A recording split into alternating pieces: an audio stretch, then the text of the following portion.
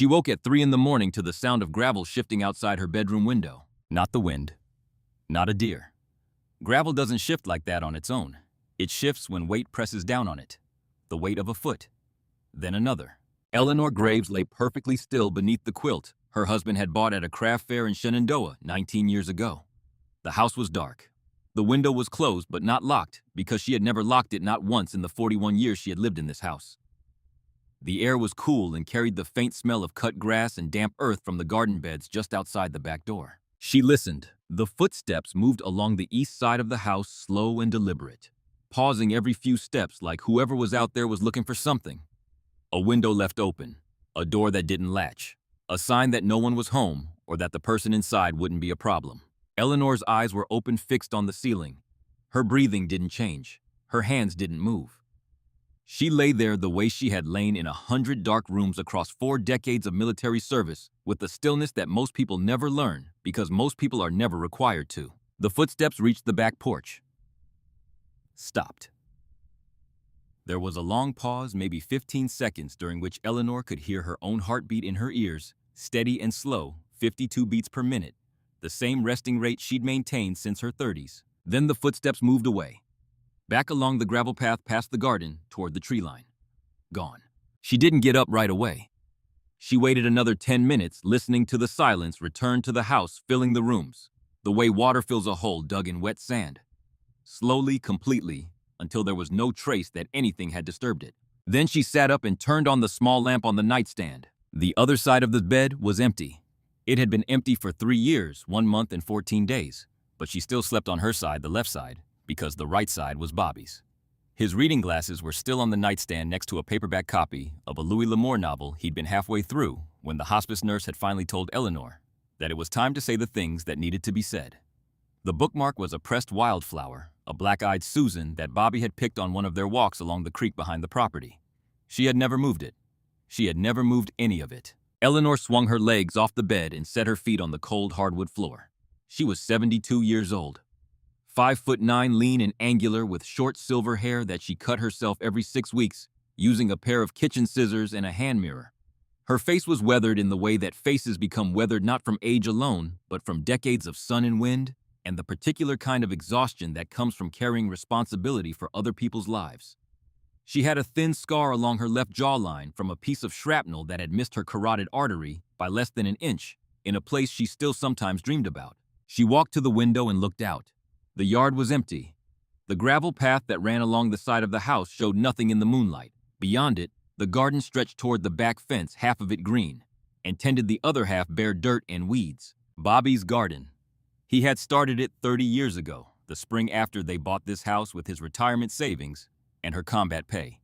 5 acres of Virginia clay and oak trees, and a view of the Blue Ridge that Bobby said was worth more than anything they'd left behind. He had designed every row with the kind of quiet precision that defined everything he did. Tomatoes along the back fence where they'd get full sun from dawn until late afternoon. Herbs in the raised bed next to the kitchen door so he could step outside while cooking and grab whatever he needed without taking off his apron. Peppers in the middle rows. Squash and cucumbers on trellises he built from cedar posts he'd milled himself. And zucchini in the far corner, the corner closest to the tree line, because Bobby said zucchini needed room to spread out. Like children, he used to say. You can't crowd them. You have to give them space to become what they're going to become. They had never had children. That had been their one sorrow, the quiet kind that sits in the center of a marriage like a stone at the bottom of a clear stream. You can see it. You know it's there, but the water still flows over it, and the sun still catches the surface, and there is still beauty in the life you've built even with the stone. Eleanor kept the tomatoes going. She kept the herbs. The rest she couldn't manage alone, and the empty rows had slowly returned to dirt, and then to weeds, and then to a kind of blankness that she tried not to look at too often, because it reminded her of all the other things that had gone blank since Bobby died. She stood at the window for a long time watching the empty yard. Then she went to the kitchen and made coffee, because that is what you do at 3 in the morning when you are 72 years old and alone and someone has just walked around your house in the dark. The kitchen was small and clean and exactly the way Bobby had left it. Cast iron skillets hanging from a rack above the stove. A wooden knife block on the counter with 5 knives in it, each one sharpened once a week, because Bobby believed that a dull knife was more dangerous than a sharp one. a calendar on the wall that Eleanor still flipped each month even though she rarely wrote anything on it. The only thing on this month's page was a note in her own handwriting that said VFW. Wednesday, 9 a.m. And below it, Ruth birthday Saturday. She sat at the kitchen table with her coffee and her leather notebook. The notebook was small, about the size of a man's hand, bound in dark brown leather that had gone soft with use. Bobby had given it to her the Christmas before he was diagnosed. He had found it at an antique shop in Charlottesville and had her initials stamped into the cover in gold leaf. EJG Eleanor Jean Graves. She opened it to the next blank page and uncapped her pen. "Dear Bobby," she wrote, "someone came around the house again last night. Second time this month, I don't know who. I didn't go outside. You would have gone outside. You would have put on your boots and grabbed the flashlight and walked straight out the back door without even thinking about it, because that's who you were." She paused, took a sip of coffee. "I'm not scared," she continued. "You know I'm not built for scared. But I'm alone, Bobby. And being alone in the dark is different than being alone in the daylight. In the daylight, I can keep busy. I can work in your garden and drive to town and sit with the boys at the VFW and pretend that the silence in this house is just quiet instead of empty. But at night, the pretending stops. At night, I just lie in our bed and listen to the house breathe and wish you were breathing next to me." She closed the notebook and finished her coffee. Through the kitchen window, the first gray light of dawn was beginning to separate the tree line from the sky. It was going to be another long day. On Wednesday mornings, Eleanor drove her 2004 Ford F-150 into town for coffee at the Veterans of Foreign Wars post on Maple Street. The truck was forest green with 231,000 miles on it, and a dent in the rear bumper from the time Bobby had backed into a fence post while arguing about college football on the phone with his brother. Eleanor had never fixed the dent. She said it gave the truck character. What she meant was that it was one of the last physical marks Bobby had left on the world, and she wasn't ready to erase any of them. The VFW post was a low brick building with an American flag out front and a parking lot that was always either completely empty or completely full, depending on whether it was a Wednesday. On Wednesdays, the regulars came. 6 or 7 men and 2 women, all veterans, all over 60, all bound together by the particular kind of friendship that forms between people who have seen the same darkness and chosen not to talk about it except in the company of others who have seen it too. Eleanor pulled into her usual spot, the one next to the handicap space that she refused to use, even though she qualified, and walked inside. The coffee was already made. Frank Jessup, 81, Korean War, was sitting in his usual chair reading the newspaper with the magnifying glass because he was too proud to get new glasses. Hank Morrison, 77. Vietnam, was arguing with Bill Dwyer, 74. Also Vietnam, about whether the Nationals had any chance this season. The answer was no, but the argument was the point. Eleanor poured herself a cup of coffee, black, no sugar, and sat down in the chair next to the window. This was her spot. It had been her spot for 11 years, since the day she and Bobby had first walked in, and Bobby had introduced her to the room by saying, "This is my wife, Eleanor." She was a Marine, and the entire room had gone quiet for a moment before Frank Jessup had stood up, shook her hand, and said, "Welcome home, Colonel." They all knew her rank. None of them used it. She was just Eleanor here. That was the deal. The conversation that morning started the way it always did, with weather and sports and someone complaining about the cost of gasoline. But within 20 minutes, it turned to the thing that had been turning every conversation in this part of the county for the past 6 weeks: the break-ins. 3 homes hit in 6 weeks, all on the rural roads outside of town, all at night, all while the owners were home and sleeping. The first 2 had been quick. Whoever it was had come in through unlocked doors or ground floor windows, taken what they could carry. Electronics mostly, and left before anyone woke up. The police had come, taken reports, and done what small-town police departments do when they're understaffed and overworked, which is promise to increase patrols and then not increase patrols. But the third break-in had been different. Ruth Penner, 70 years old, retired schoolteacher, lived alone in a yellow house on Ridgeback Road about 2 miles from Eleanor's property. Ruth had woken up at 2 in the morning to the sound of her bedroom door opening. She had opened her eyes and seen a figure standing at the foot of her bed. A man, young from the shape of him, wearing dark clothes and a hood pulled low over his face. He was standing completely still, just looking at her, and for a moment, Ruth thought she was dreaming. Then he moved toward the dresser and she screamed. The man ran. out the bedroom door, down the hallway, through the kitchen, and out the back. He was gone before Ruth could even get to the phone. But the damage was done. Ruth's heart, which had been giving her trouble for years, couldn't handle the shock. She collapsed on the bedroom floor and wasn't found until the next morning when her neighbor came by to drop off a casserole. She spent 2 weeks in the hospital. When she was released, she didn't go home. She went to stay with her daughter in Richmond because she said she couldn't sleep in that house anymore. She said she could still see him standing there in the dark just watching her, and she didn't think that image would ever leave. Hank Morrison told the story that morning at the VFW. And the room went quiet the way rooms go quiet when the thing being discussed is no longer abstract. It was no longer a news item or a county statistic. It was Ruth. It was someone they knew. It was someone like them living alone on a dark road with nothing between them and whatever came through the door at 2 in the morning. Frank Jessup said the sheriff ought to be doing more. Bill Dwyer said the sheriff was doing all he could with 4 deputies covering 300 square miles.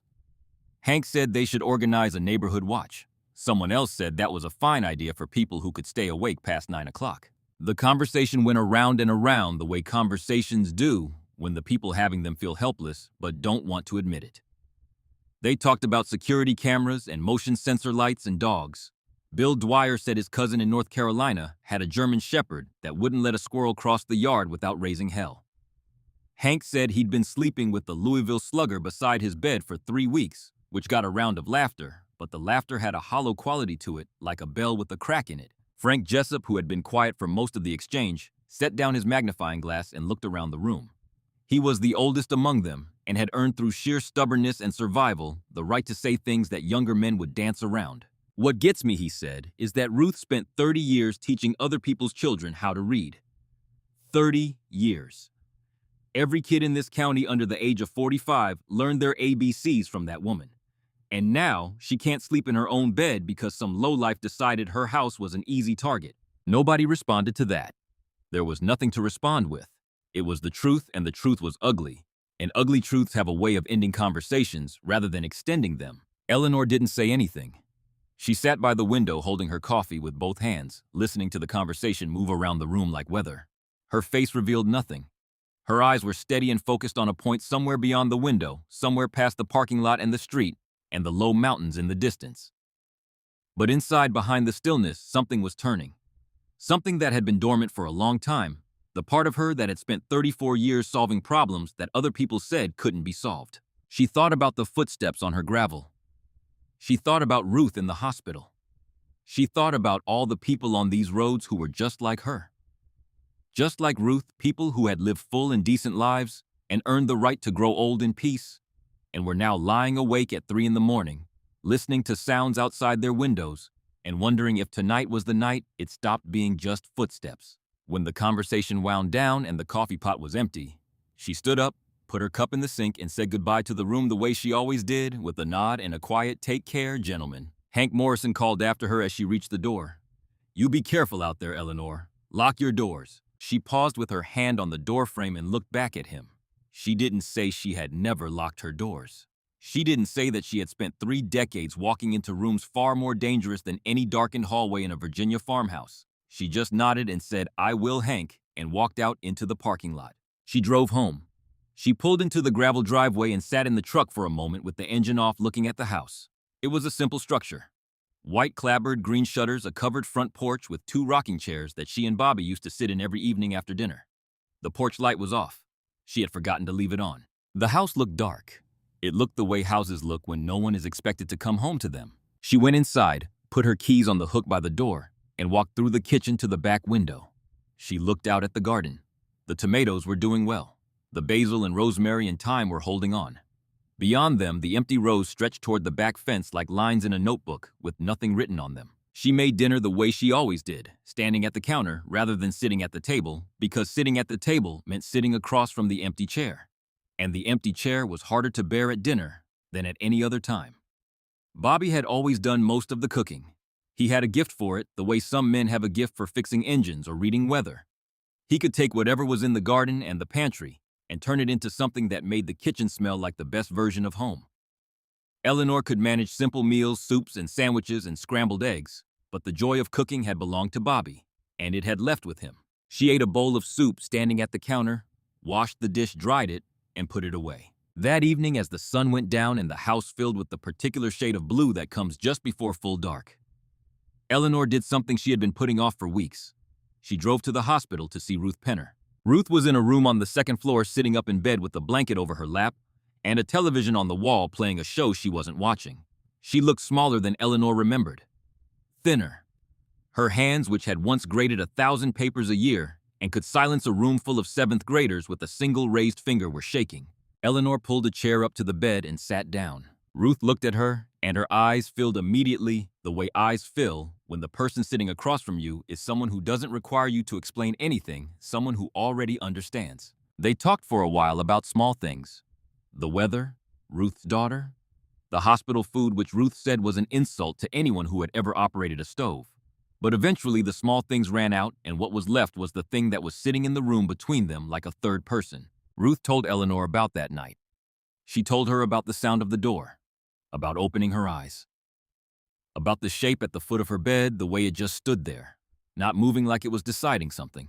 She told her about the scream that came out of her, a sound she didn't recognize as her own voice, and about lying on the floor afterward alone in the dark, unable to reach the phone, feeling her heart do something it had never done before, skip and stutter and race like it was trying to escape her chest. And then she said the thing that would stay with Eleanor long after she left the hospital and drove home through the dark. I live alone, Eleanor, just like you. And now I'm afraid of my own house. I'm afraid of the place where I've lived for 30 years. I'm afraid to go to sleep. And I don't know how to stop being afraid because there's no one there to tell me it's safe. Eleanor held Ruth's hand. She didn't say it's going to be all right because she didn't believe in saying things that might not be true. She didn't say you're strong because Ruth already knew she was strong, and being strong hadn't stopped the fear. She just held her hand and sat there and let the silence be enough. On the drive home, Eleanor pulled over on the side of the road about a mile from her house. She turned off the engine and sat in the dark truck with her hands on the steering wheel and her eyes on the road ahead. Something was happening inside her that she hadn't felt in a very long time. It wasn't fear exactly. Eleanor Graves had been shot at in 4 countries. She had commanded a battalion in the bloodiest urban combat the Marine Corps had seen in a generation.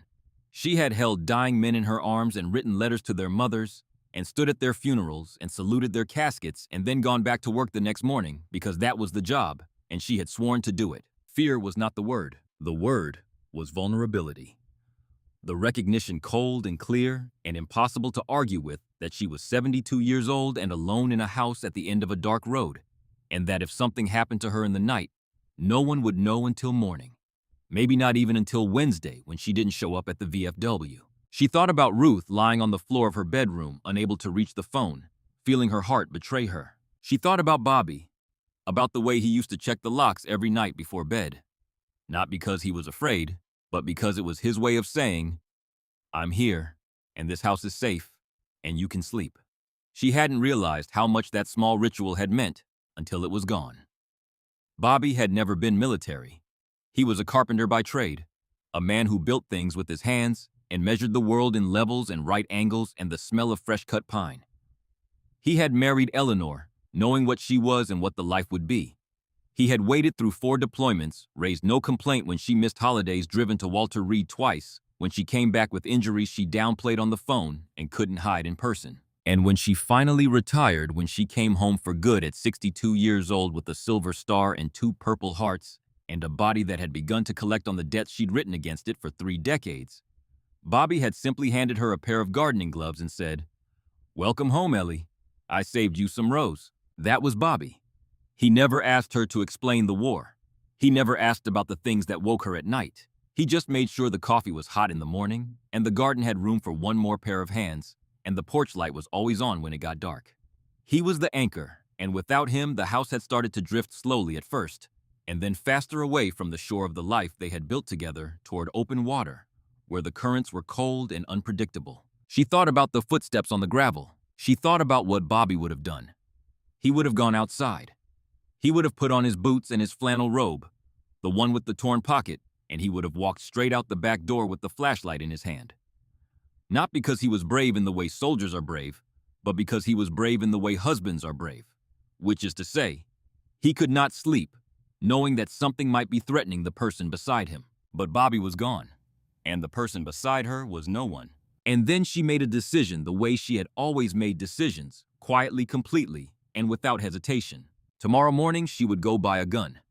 She slept for 3 more hours, woke at 6, and went through her morning routine with the same discipline she had maintained for 50 years. She made the bed. She showered. She dressed in clean clothes, nothing fancy. A pair of dark jeans, a flannel shirt, work boots that had been resoled twice, and the faded canvas jacket she had worn for so many years that it had shaped itself to her body like a second skin. She put on a plain ball cap, no logo, pulled it low over her eyes the way she always did, and looked at herself in the hallway mirror. What she saw was an old woman. Thin, slightly stooped at the shoulders now, though she still carried herself with a straightness that most people her age had long since surrendered. Her hands were strong, but weathered, the knuckles swollen from arthritis, the skin mapped with veins and scars, and the kind of deep brown spots that come from decades of sun. Her eyes were silver blue, the same color they had been when she was 22, and walking across the parade deck at Quantico for the first time, except now they were set deeper in her face, framed by lines that recorded every year and every loss and every mile. Nothing about her screamed significance. Nothing about her demanded a second glance. She looked like what she appeared to be, a rural woman of a certain age, the kind you'd see in the produce aisle at the grocery store or sitting in the waiting room at the doctor's office. The kind the world had decided was finished being relevant. She picked up her keys and her leather notebook, put them both in the inside pocket of her jacket, and drove into town. Iron Creek Firearms sat on the eastern edge of town, just past the feed store and the auto parts shop, in a long, low building with a gravel parking lot and a sign out front that had been repainted so many times the letters were starting to look tired. The shop had been in business for over 14 years. It was the kind of place that had mounted deer heads on the walls, a long glass display counter full of handguns, racks of rifles and shotguns along the back wall, and the faint smell of gun oil and leather that never quite went away no matter how many times you opened the windows. Eleanor parked the truck and sat for a moment. She hadn't been in a gun shop in over a decade. During her 34 years in the Marine Corps, she had qualified expert on every weapon platform the service fielded. She had taught marksmanship courses at Quantico. She had trained the officers who trained the enlisted men who won shooting competitions at the national level. She knew firearms the way a surgeon knows a scalpel, not as a hobby, not as an identity, but as a tool that required absolute competence and absolute respect. But that was a long time ago. That was a different life. The woman who walked toward the front door of Iron Creek Firearms on that Thursday morning was not Colonel Eleanor J. Graves, United States Marine Corps. She was just Eleanor, a widow, a gardener, a 72-year-old woman who lived alone and needed something reliable to keep in a lockbox beside her bed. She pushed open the front door. A small brass bell jingled above her head, the kind of bell that every shop in small-town Virginia seems to have, the kind that announces your arrival, whether you want it announced or not. The shop was bright inside, lit by fluorescent tubes that cast a flat, clinical light over everything. 3 employees were working the floor that morning, and all 3 looked up when the bell rang. The first was Trent Bowman, 24 years old, 6 feet tall, with a tactical vest over a black t-shirt and a beard that he had clearly spent a significant amount of time grooming. He had the kind of confidence that comes not from experience, but from the absence of it, the confidence of a man who has never been tested, and therefore believes he never will be. He stood behind the main display counter with his arms crossed, looking like he owned the place, which he did not. The second was Garrett Lyle, 26, lean, with a shaved head and wire-rimmed glasses that gave him the appearance of someone who read books, though the only things he read with any consistency were online gun review forums and the comment sections beneath tactical gear videos on YouTube. He talked constantly and with authority about weapons. He had fired fewer than 100 times, citing muzzle velocities and trigger pull weights the way some men cite batting averages, with passion and precision and absolutely no practical application. The third was Micah Owens, 21, the youngest, a quiet kid with sandy brown hair and a round open face that still had some softness to it. He mostly worked the register and stocked shelves, but when Trent and Garrett were around, he adopted their energy the way young men often do when they haven't yet figured out who they are on their own. He laughed at their jokes. He repeated their opinions. He performed a version of himself that he thought would earn their approval, because at 21, approval is the currency that matters most. The owner, a man named Nolan Harwick, was out running errands. He had left the shop in the hands of these 3, which he would later describe as the single worst decision he had made since leaving the Marine Corps. Eleanor walked in slowly. She stood just inside the threshold for a moment, getting her bearings. letting her eyes adjust to the fluorescent light. She looked around the shop the way a person looks around any unfamiliar room with a calm, measured attention that took in the layout, the exits, the positions of the people inside without appearing to do any of it. Trent was the first to notice her. He watched her come through the door, and a small grin appeared at the corner of his mouth. He elbowed Garrett and muttered something under his breath that made Garrett smirk. Eleanor approached the counter. She took off her cap, a gesture of politeness so instinctive that she didn't even think about it. Her hair was thin and white, neatly combed, cut close to her head. She set the cap on the counter and said in a voice that was calm and steady and carried no particular urgency that she was looking for a home defense firearm. Something reliable, something she could keep in a lockbox beside her bed. Trent leaned on the counter and looked her up and down. Not the way a salesman sizes up a customer assessing need-budget experience. The way a young man looks at an old woman he has already decided is not worth his time. Home defense, he repeated. He said the words slowly, like he was tasting them, like they didn't quite fit the person standing in front of him. He glanced at Garrett. You sure you're not looking for a walking cane with a built-in flashlight? Garrett laughed. It was a quick, sharp laugh, the kind that is designed to signal allegiance, rather than actual amusement. Eleanor didn't flinch. She said she was sure. Her voice didn't change. Her expression didn't change. She stood at the counter with the same quiet steadiness she had carried into every room she had ever entered, from the classrooms at Quantico to the Combat Operations Center in Fallujah to the oncology ward where she had sat beside Bobby's bed for 7 months and watched the strongest man she had ever known become the smallest. Trent reached under the counter and pulled out a compact 9mm handgun. He set it on the glass with a thud and started talking fast, rattling off specifications, the way a college freshman rattles off facts during an oral exam, trying to sound knowledgeable, trying to impress, but speaking to Garrett rather than to Eleanor, as though she were not the customer but the occasion for the performance. Eleanor reached for the weapon to examine it. It was a natural gesture, practiced and automatic, the gesture of someone who has handled thousands of firearms across decades of professional use. Her hand moved toward the grip with a familiarity that should have told Trent everything he needed to know. But Trent didn't notice, or if he noticed, he didn't care. He pulled the gun back slightly, sliding it a few inches away from her hand. Whoa, easy there, he said.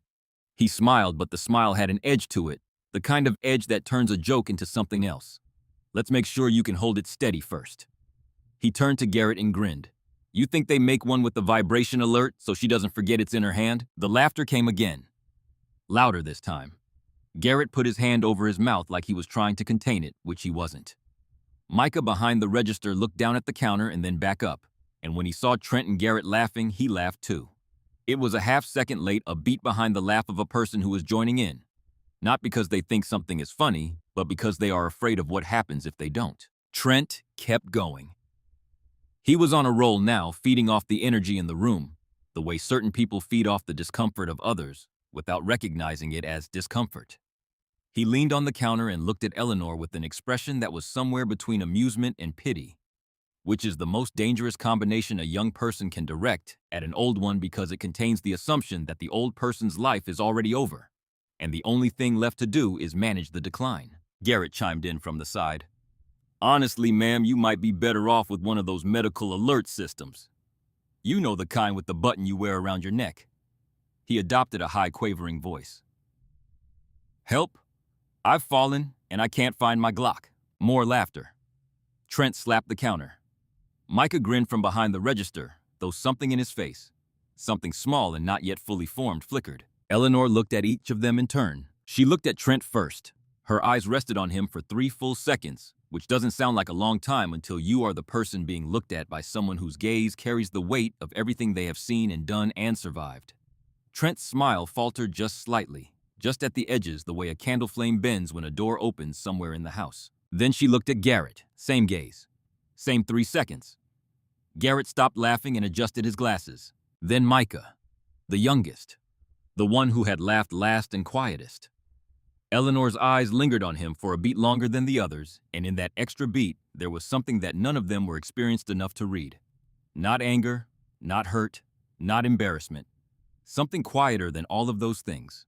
Something level and deep and patient, like a river that has been flowing for so long it no longer needs to prove it's powerful. She asked politely if there was someone else she could speak to. Her voice was exactly the same as it had been when she walked in. No tremor, no sharpness, no edge.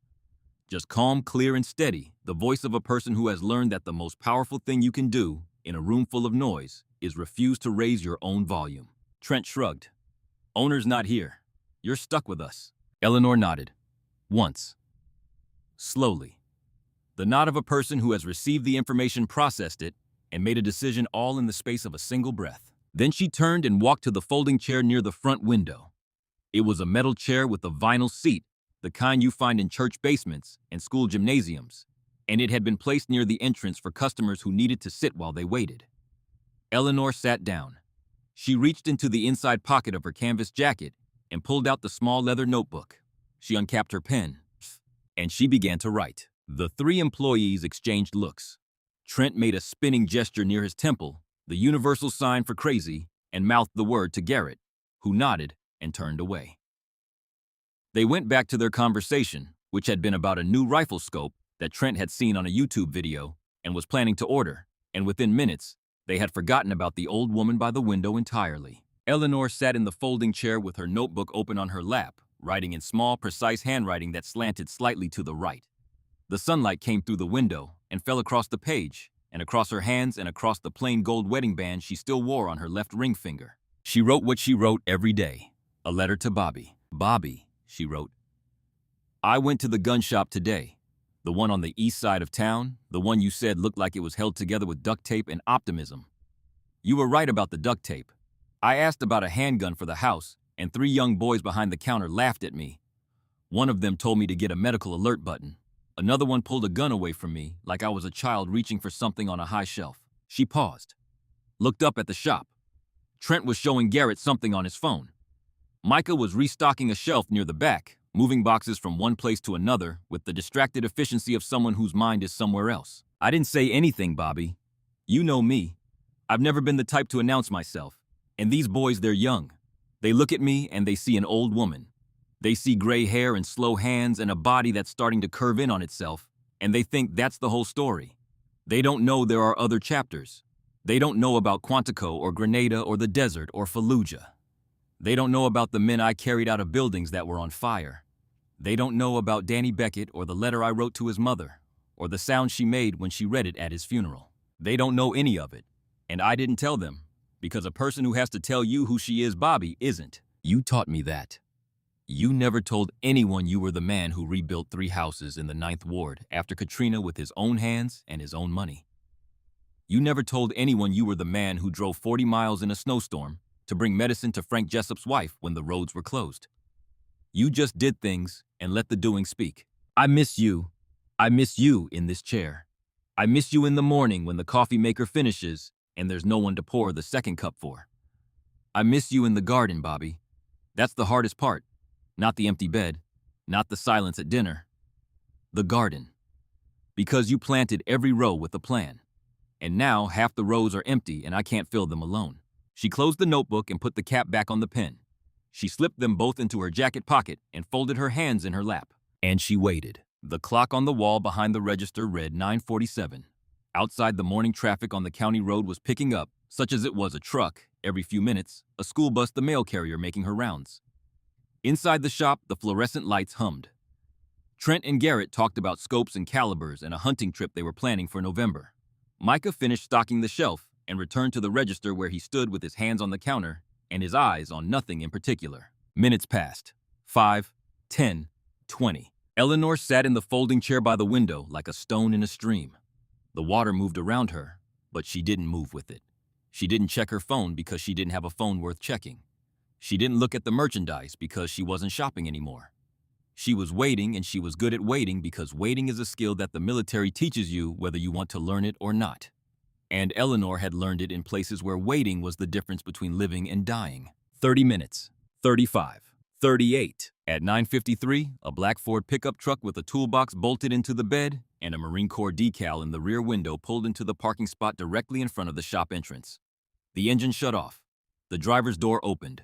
And the man who stepped out was about to change everything that had happened in that room, and everything that would happen after. The brass bell above the door jingled one more time. Nolan Harwick walked into his own shop, carrying a box of inventory under one arm and a paper bag of sandwiches in the other.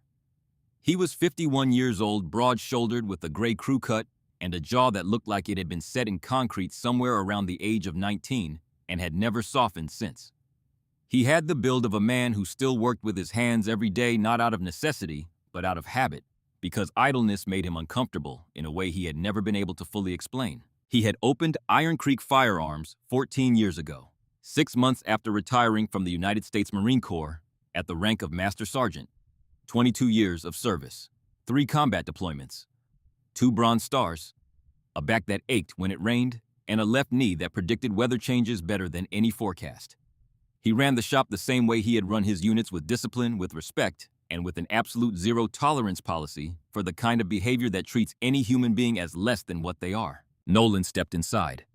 He was about to call out to Trent something about the sandwich order, something ordinary and forgettable, when his eyes drifted to the left, to the folding chair by the window, to the woman sitting in it. The box of inventory slipped from under his arm and hit the floor with a heavy, dull thud that made every head in the shop turn. The bag of sandwiches followed, landing on top of the box with a soft crunch. Nolan didn't look down at them. He didn't reach for them. He stood in the middle of his own shop, 6 paces from the front door, and stared at the woman in the chair. His face went blank. Not confused, not angry. Blank in the way that a screen goes blank when it's resetting, when everything that was being displayed is suddenly wiped away and replaced by something more fundamental. Trent started to speak. "Hey, Nolan, this old lady came in earlier wanting a..." Nolan raised one hand without looking at him. Trent's mouth closed. The shop went silent. Completely, immediately, and totally silent, the kind of silence that happens not because people choose to stop talking, but because something in the room has changed so fundamentally that talking is no longer possible. Nolan Harwick set his jaw. He straightened his back. His chin lifted. His arms fell to his sides precisely, deliberately, with the muscle memory that 22 years of service had written into his bones. And then he walked toward Eleanor Graves, not the walk of a shop owner crossing his own floor. The walk of a Marine. Measured, deliberate, each step landing with the weight and precision of someone approaching a superior officer. His boot heels struck the concrete floor in a rhythm that Trent and Garrett and Micah had never heard from their boss, a rhythm that belonged to a different world, a world none of them had ever entered. He stopped 2 paces from the folding chair. He drew himself to full attention. Heels together, shoulders back, chin up, hands flat against his thighs. His eyes were locked on Eleanor's face, and in a voice that carried equal parts reverence and disbelief, a voice that the 3 young men behind the counter would remember for the rest of their lives, Nolan Harwick said 5 words. "Colonel Graves, ma'am, it's an honor." Eleanor looked up from her notebook. She studied his face for a moment, and then a faint, tired smile crossed her lips. The smile of someone who has been recognized not for what they look like, but for what they are. "At ease, son," she said quietly. "I'm just here to buy a pistol." But Nolan Harwick didn't move. He stood at attention in the middle of his own shop, his jaw tight, his breathing controlled, his eyes glassed over with something that Trent Bowman and Garrett Lyle and Micah Owens had never once seen from their boss. Emotion. Not the performative kind. Not the kind that shows up when a man is trying to prove he feels something. The real kind. The kind that lives deep in the chest and only surfaces when the person standing in front of you is connected to a moment so profound that your body responds before your mind has time to decide whether it should. He stood there for 5 full seconds. Then he relaxed his posture, but only slightly, in the way a wire relaxes when you release the tension, but don't cut it. The 3 employees stood frozen behind the counter, staring at a version of their boss they had never met. Trent mouthed the word "Colonel," and his eyes went wide. And the silence in that gun shop settled over the room like the first snow of winter, quiet and total and impossible to ignore, covering everything that had come before it, and making the world look completely different than it had 5 minutes ago. The silence lasted longer than any of them expected. Nolan Harwick stood at attention in the middle of his own shop, 2 paces from the folding chair, where Eleanor Graves sat with her leather notebook still open on her lap, and the 3 young men behind the counter did not move. They did not speak. They barely breathed, because something had entered the room that none of them had the vocabulary to describe, something that existed in the space between Nolan's rigid posture and the old woman's quiet smile, something that made the fluorescent lights seem dimmer and the air seem heavier, and the jokes they had been telling 10 minutes ago seemed like they had been spoken in a language that no longer existed. Nolan's eyes had not left Eleanor's face. His jaw was set so tight that a muscle along his temple was pulsing in a slow, steady rhythm, and his hands pressed flat against his thighs in the position of attention were trembling, not shaking. trembling. There is a difference.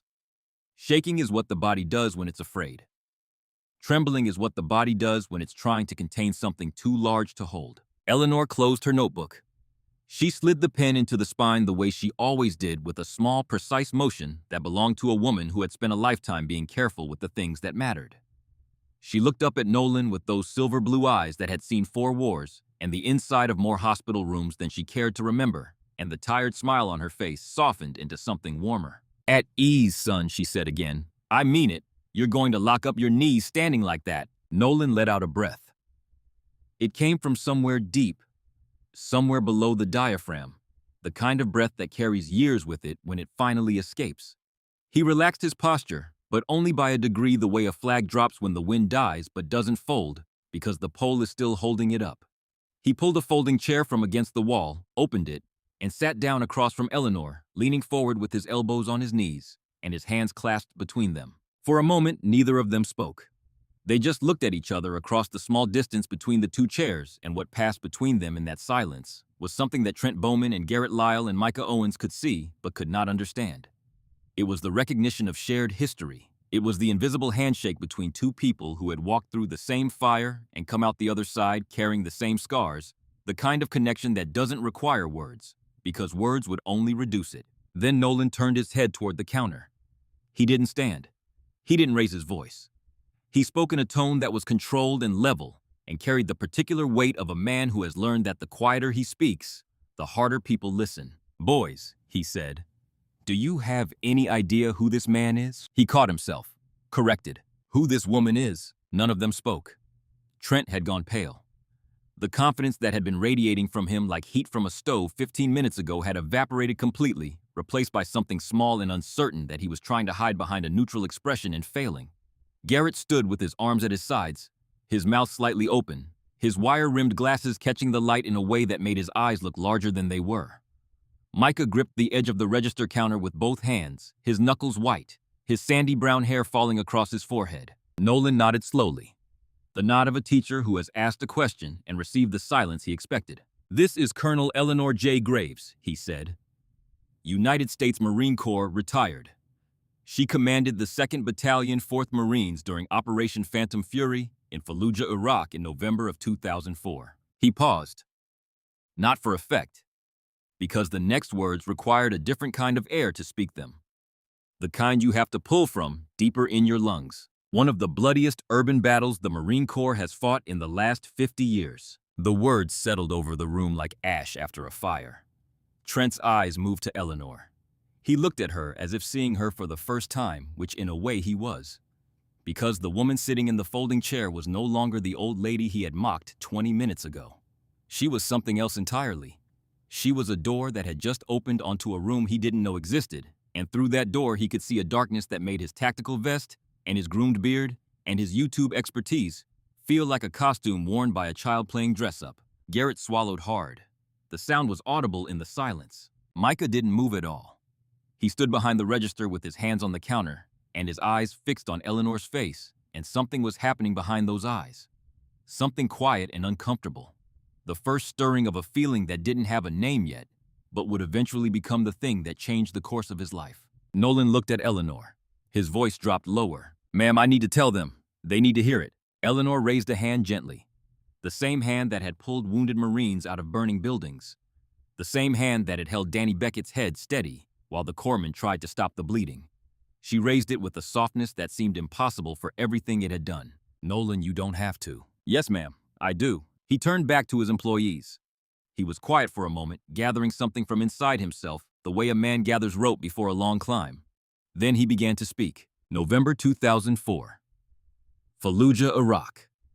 The city had been a stronghold for insurgent forces for months, and the decision had been made to take it back, block by block, building by building, room by room. They called it Operation Phantom Fury. The Marines who fought it called it other things, none of them printable, all of them earned. "I was 31 years old, Nolan said. A sergeant. I had already done 2 deployments, thought I knew what combat was. I didn't. Nobody who went into Fallujah knowing what they thought they knew came out feeling the same way. The city changed you. The city taught you that everything you had learned about war and training was a rough draft. and Fallujah was the final exam, and the final exam was written in a language you had to learn while people were trying to kill you. He stopped, looked down at his hands. The same hands that had been shaking in a collapsing building 20 years ago. The same hands that an old woman in a folding chair had grabbed and pulled toward daylight when every other option had been exhausted. My squad was attached to Colonel Graves's battalion, he continued. 2nd Battalion, 4th Marines. We called it 2-4. And Colonel Graves, she was not what any of us expected. He glanced at Eleanor. She sat perfectly still, her hands folded in her lap, her face carrying an expression that was neither proud nor modest, but something in between the expression of a person who has lived long enough to know that the stories other people tell about you are never quite the same as the story you carry inside. When we got the word that our battalion commander was a woman, Nolan said half the unit didn't know what to make of it. Some of the older guys grumbled. Some of the younger guys made jokes. That lasted about 48 hours. Because within 48 hours of Colonel Graves taking command, every single Marine in that battalion understood 2 things. 1, she knew more about combat operations than anyone in the chain of command above or below her. And 2, she would die before she left one of us behind. He paused again. The shop was so quiet that they could hear the hum of the refrigerated display case against the far wall and the distant sound of a truck downshifting on the county road outside. On the 3rd night of the operation, Nolan said my squad was tasked with clearing a row of buildings on the eastern side of the city. 4 of us. Me, Corporal Webb, Lance Corporal Pruitt, and Private First Class Danny Beckett. Danny was 19 years old. 19. He had been in country for 6 weeks.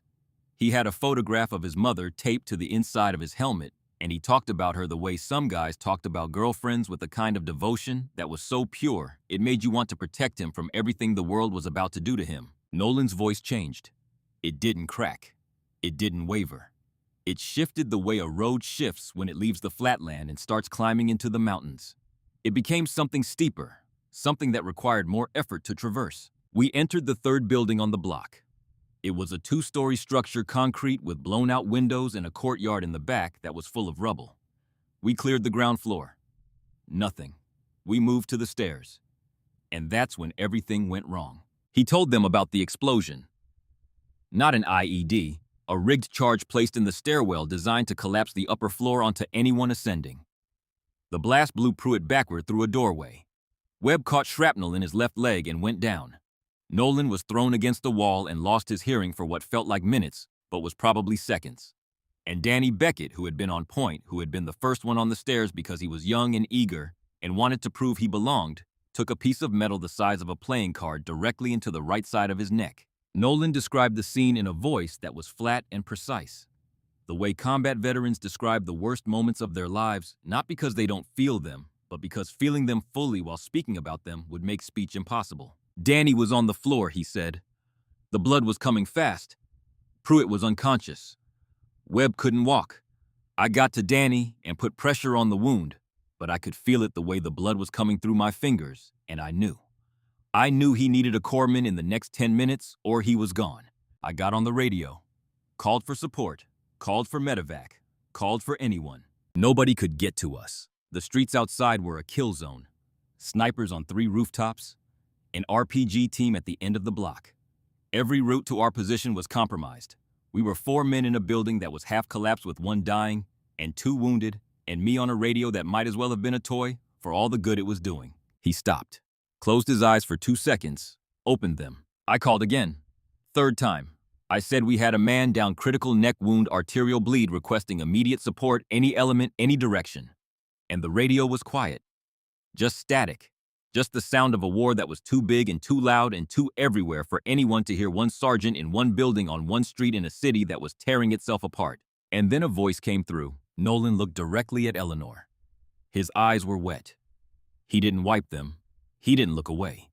He let them be what they were, because some things are too important to hide behind dignity. Her voice, he said, Colonel Graves, on the battalion command frequency. And she said 6 words that I will hear in my head every single day for the rest of my life. Hold your position. I'm coming to you. The 3 employees stood behind the counter like statues. Trent's arms had fallen to his sides. Garrett's glasses had slipped down his nose, and he hadn't pushed them back up. Micah's grip on the counter had loosened, and his hands were flat on the surface, now palms down like he was trying to steady himself against something that wasn't physical. Nolan continued, I thought I had heard wrong. I thought the stress and the noise and the dust had scrambled my brain and I was hearing things that weren't there. Because battalion commanders do not personally move through active combat zones to reach a single squad. It doesn't happen. It's not doctrine. It's not procedure. It's not anything that any manual or any instructor at any school, in any branch of any military has ever taught. But Colonel Graves didn't operate by the manual. She operated by something older and simpler and more absolute than any manual ever written. She operated by the principle that she would not sit in a command post and listen to her Marines die on the radio when she had 2 legs and a weapon and the ability to move. So she moved 4 blocks. Through the most dangerous streets in the most dangerous city in the most dangerous country on earth at that moment in time. Alone, under fire, with sniper rounds snapping past her and RPG blasts lighting up the buildings on either side and the sound of automatic weapons echoing off every wall in every direction. She moved through all of it the way she is sitting in that chair right now. Calm, steady, unstoppable. Nolan pointed at Eleanor without looking at her. His finger was steady. His voice was not. She came through the door of that building like she had walked through 1,000 doors before it, which she had. She assessed the situation in 10 seconds. She saw Danny on the floor. She saw the blood. She saw Webb and Pruitt and me, and she made a decision that took less time than it takes to blink. She knelt beside Danny. She checked his wound. She looked at me and said, we're moving all of us right now. I told her the streets were compromised. Every route. She said there's always a route, Sergeant.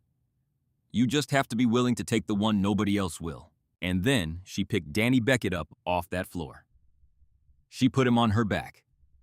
160 pounds of wounded Marine, and she put him on her back like he weighed nothing because in that moment to her, he didn't. He was one of hers. And the weight of one of yours is a weight your body finds a way to carry, no matter what the scale says. She led us out through a breach in the west wall that opened into a courtyard that was exposed to a sniper position on the roof of the building across the street. She went first. She always went first. She moved through that courtyard with Danny on her back and her weapon in her right hand, and she didn't stop, and she didn't slow down, and she didn't look up at the rooftop where the sniper was, because looking up would have cost her half a second. And half a second was the difference between the courtyard and the alley on the other side. She made it to the alley, and that's when the round hit her. Nolan stopped speaking. The silence that followed was not the silence of a pause. It was the silence of a wound being opened carefully and deliberately in a room full of people who had never seen one. Left shoulder, he said. Sniper round. Entered just below the collarbone and exited through the back of her deltoid. The impact spun her sideways. Danny nearly slid off her back. She caught him with her left arm, the arm that had just been shot, and she held him there. She held 160 pounds of dying Marine in place with an arm that had a bullet hole through it. And she kept walking. Nolan's voice had gone quiet now, almost to a whisper, but in the stillness of that shop, it carried the way a church bell carries across an empty field, clear and total and impossible to ignore. She didn't stop. He said, she didn't scream. She didn't go down. She adjusted Danny's weight on her back and she looked at me over her shoulder and she said the words that I have carried with me every single day since. Stay with me, Marine. We're walking out of here. And we did. All 4 of us. Out of that alley, down the next street, across a courtyard that had been cleared by another squad 20 minutes earlier to the casualty collection point where the corpsmen were waiting. We made it. Every one of us made it out of that building alive because Colonel Eleanor Graves refused to accept any other outcome. Nolan stopped. He looked at the floor. He looked at his hands. He turned them over and stared at his palms like he was reading something written there that only he could see. Then he said the rest. Danny Beckett died 20 minutes later. At the collection point. The corpsmen did everything they could, but the shrapnel had severed the external jugular and nicked the internal carotid.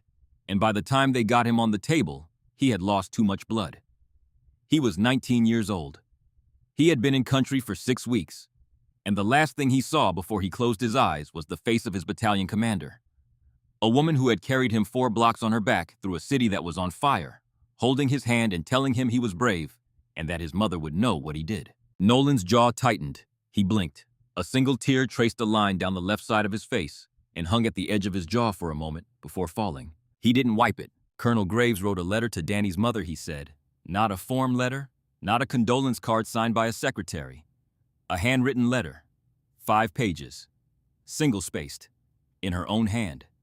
She described Danny as a person, not as a casualty number. She wrote about the way he laughed, which was loud and sudden, and made everyone around him laugh too. She wrote about the photograph of his mother taped to his helmet, and how he would touch it before every patrol like it was a good luck charm. She wrote about the moment 3 days before he died, when Danny had shared his last packet of instant coffee with the corporal who had run out, because that was who Danny was. He gave things away.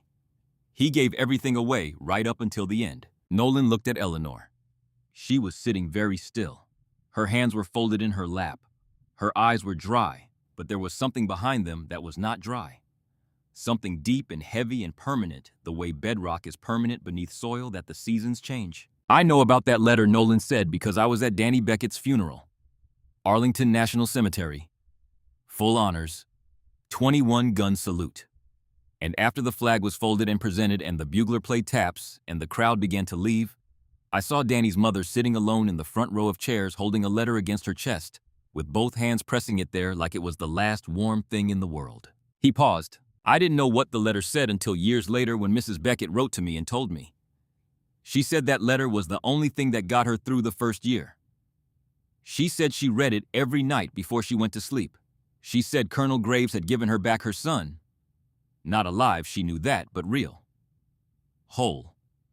Described not as a statistic in a war, but as a human being who mattered to the people around him. Nolan turned back to the 3 employees. That is who you laughed at today. The words hit the room like stones dropped into still water.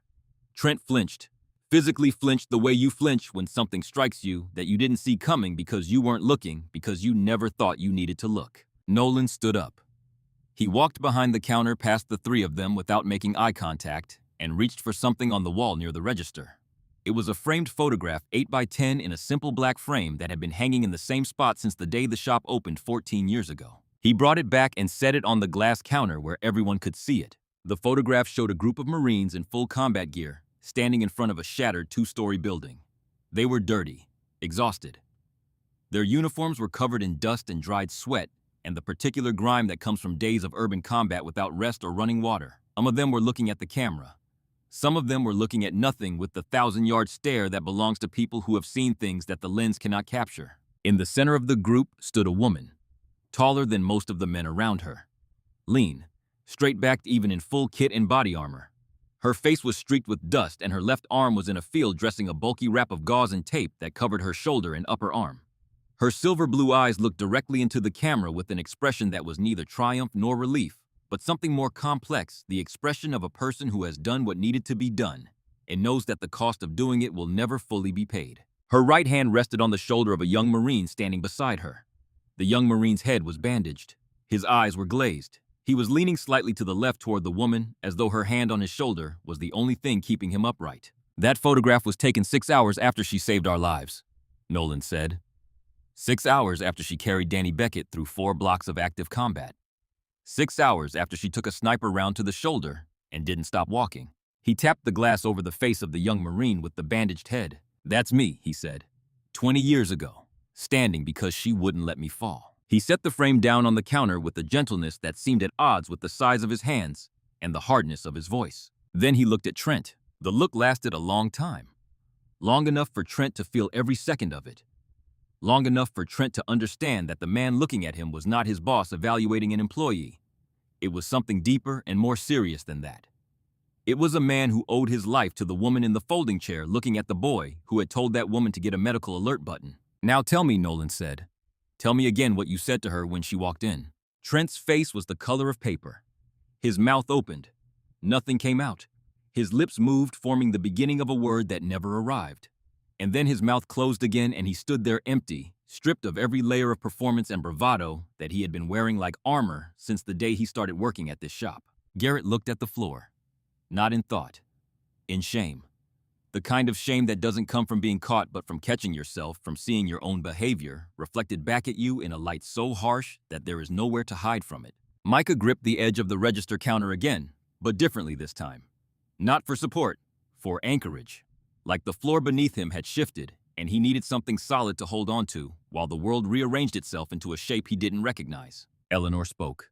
Her voice was the same as it had been all morning. Calm, level, unbroken. Nolan, it's all right. They didn't know. Nolan didn't turn around. His eyes stayed on Trent. That's the point, ma'am, he said. They didn't know, and they didn't care to find out. He took a step back from the counter and addressed all three of them. His voice was controlled, measured, each word placed with the precision of a man who understands that words like rounds go exactly where you aim them. A woman walks into your store, he said. A customer, a citizen, an American, and you mocked her. You made jokes about her age, about her hands, about her ability to defend her own home. You didn't ask her name. You didn't ask about her experience. You looked at her and decided she was less than you. He paused. Let the words land. Let them settle into the places where they would do the most work. Colonel Graves has more trigger time than every person in this room combined, including me. She qualified expert on every weapon platform the Marine Corps fielded for 3 decades.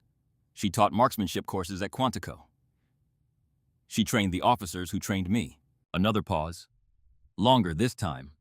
The kind of pause that exists not because the speaker has run out of words, but because the next words require the listener to be ready. And you told her to get a medical alert button? The silence that followed was the kind that doesn't need to be described, because everyone who has ever felt it knows exactly what it sounds like.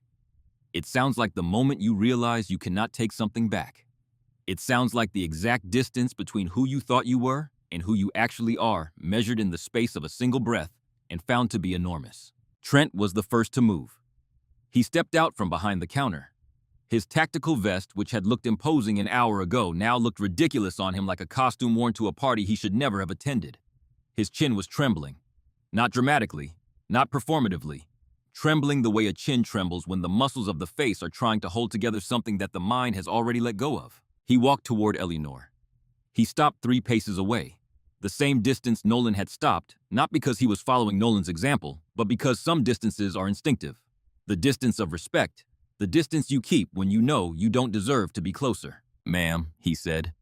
His voice cracked on the word. I'm sorry, I had no right to speak to you that way. Eleanor looked at him. She looked at him the way she had looked at 1,000 young men and women over 34 years of military service, with an assessment that was honest and thorough and ultimately generous. She saw his age. She saw his insecurity. She saw the beard and the vest and the posture that were all designed to project a strength he hadn't earned yet. And beneath all of it, she saw what she had always been trained to see in young people: potential.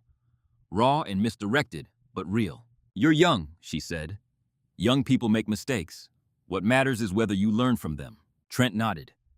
He opened his mouth to say something else, couldn't find it, and nodded again. Then he stepped back. Garrett came next.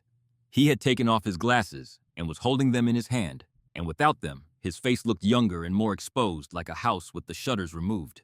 His voice was barely above a whisper. I'm sorry, ma'am, that was wrong. What I said, all of it. Eleanor accepted it with the same quiet nod she had given Trent. The nod of a commanding officer receiving a report. Acknowledged, noted, filed in the place where such things are kept, not forgotten, but not held against the person who delivered them. Micah didn't say anything at first. He stood behind the register, blinking hard, his sandy brown hair falling across his forehead, his round face working through something that the other two had already processed and released. But Micah was different. He was younger. He was softer. And the thing he was feeling wasn't just guilt or embarrassment. It was recognition. The sudden, overwhelming recognition that the woman in the folding chair was showing him something about the kind of person he could become if he chose to, and the kind of person he had been today, which was not that person at all. He walked out from behind the counter. He crossed the room slowly, his work boots heavy on the concrete floor. He stopped in front of Eleanor and extended his hand. Eleanor took it. His hand was young and strong and calloused from stocking shelves and loading inventory. Her hand was old and thin and scarred from 4 decades of service. They held on. Micah held on for a moment longer than expected, and in that extra moment, something passed between them that neither of them could have named: a transfer of weight, a handing off of something that the old woman carried, and the young man was just beginning to understand existed. When he pulled away, he wiped his eyes with the back of his wrist. Then he walked back to his post without a word. Nolan put a hand on Eleanor's shoulder.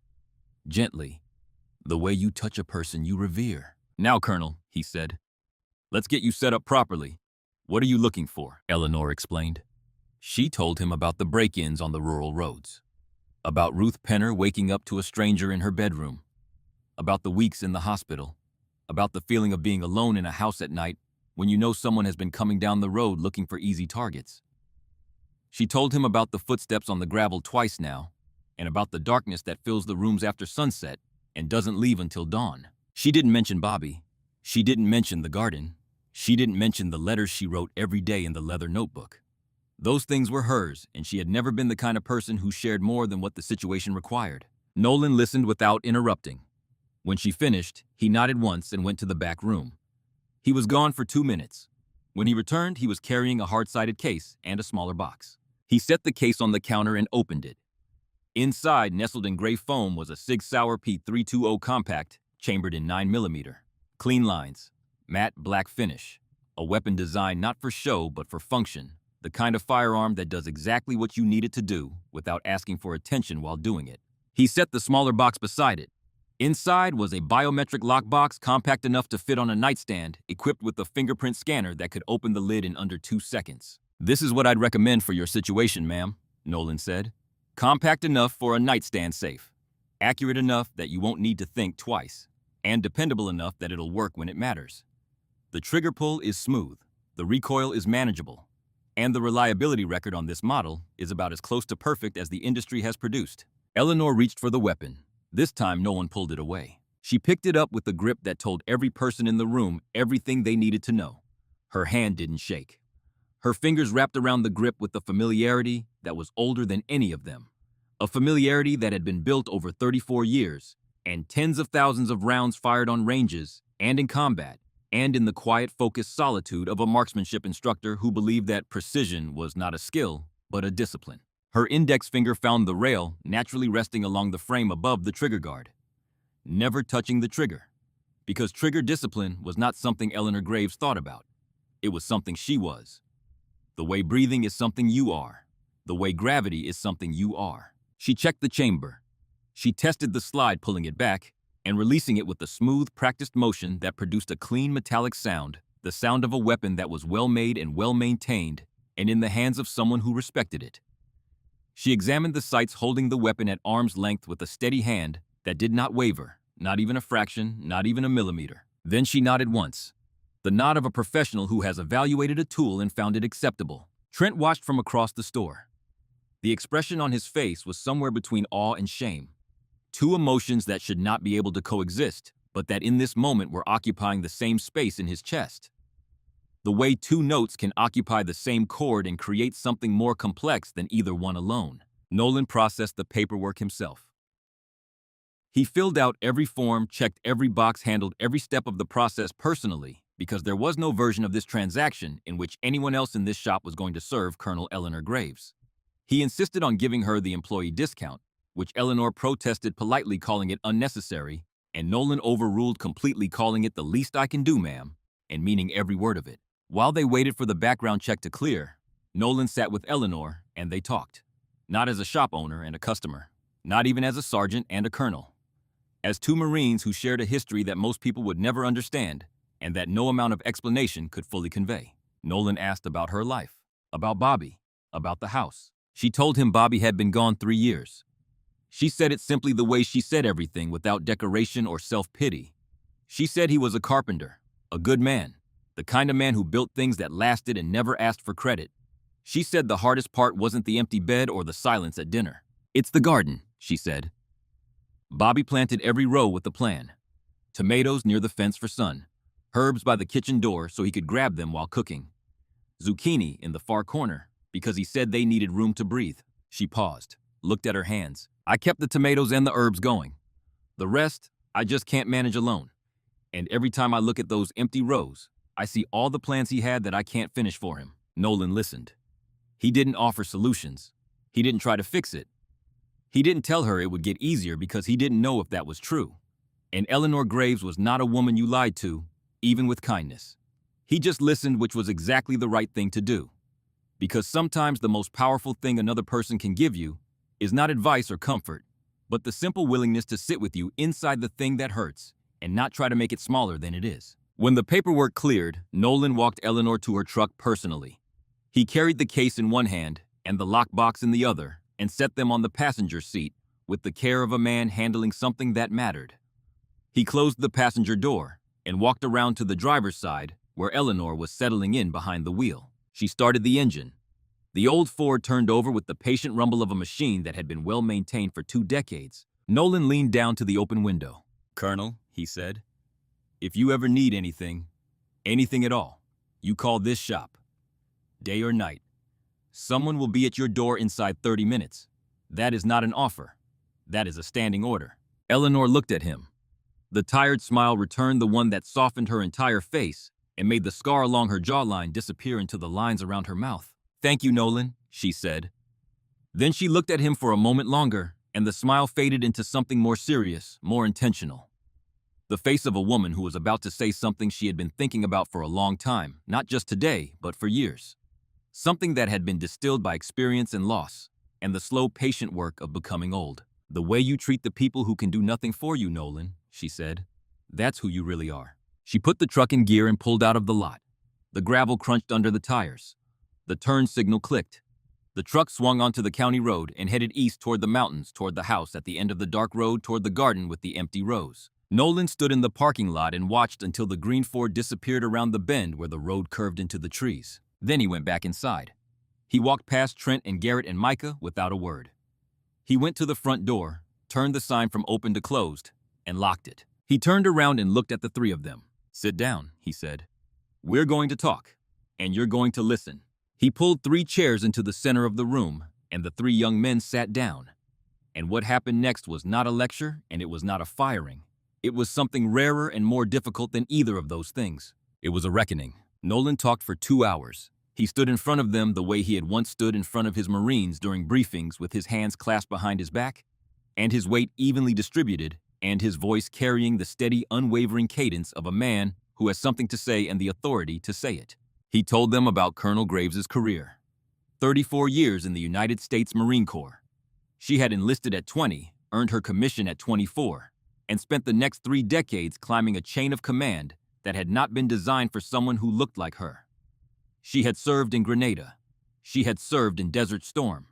She had deployed to Iraq twice and Afghanistan once. She had earned a Silver Star for valor, 2 Purple Hearts for wounds sustained in combat, and a Legion of Merit for exceptional service over the course of a career that most people couldn't survive for 5 years, let alone 34. She had buried friends in 4 different decades. She had attended more memorial services than birthday parties. She had stood at attention in more cemeteries than she could count, in weather hot enough to buckle the soles of her dress shoes and cold enough to freeze the tears on her face, and she had never once asked for recognition. She had never written a memoir. She had never done an interview. She had never put a bumper sticker on her truck or worn a hat that said veteran or hung her medals on the wall where visitors could see them. She had simply served. And then she had come home. And then she had tended her husband's garden. And then she had walked into a gun shop on a Thursday morning and been treated like she didn't matter. But Nolan saved the hardest part for last. He told them about the letters. Colonel Graves had written a personal letter to the family of every single Marine killed under her command during her entire career. Every single one. By hand. Not form letters, not templates, not condolence cards signed by an assistant and mailed by a clerk. Handwritten letters, sometimes 4 and 5 pages long, written in the same small, precise handwriting that had filled the leather notebook in the folding chair that morning. Each letter described the specific qualities of the fallen Marine, the way they laughed, the thing they said that kept morale up during the worst days, the moment that defined their courage.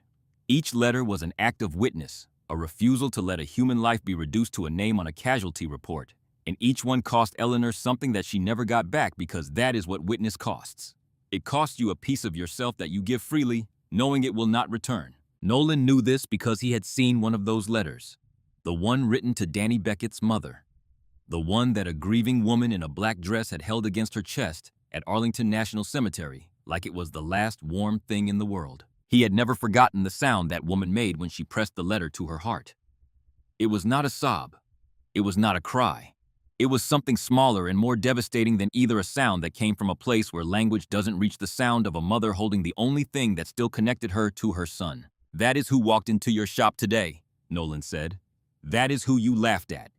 And that is who sat in a folding chair for 38 minutes, writing a letter to her dead husband, while you made jokes about medical alert buttons. The three young men sat in their chairs and did not speak. They did not look at each other. They did not look at Nolan. They looked at the floor, or at their hands, or at the framed photograph on the counter, and they felt the full weight of what they had done settle onto them like a thing with actual mass, a thing that would take a long time to lift, and an even longer time to set down.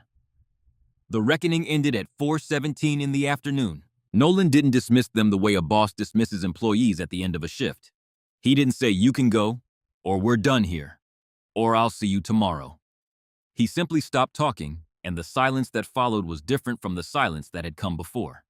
The earlier silence had been the silence of shock. This one was the silence of weight. The three young men sitting in their folding chairs in the center of Iron Creek Firearms carried something now that they hadn't carried when they sat down, and each of them could feel it pressing against the inside of their chests, like a hand placed flat over the heart. Nolan stood up. He walked to the counter, picked up the framed photograph, and hung it back in its place on the wall near the register.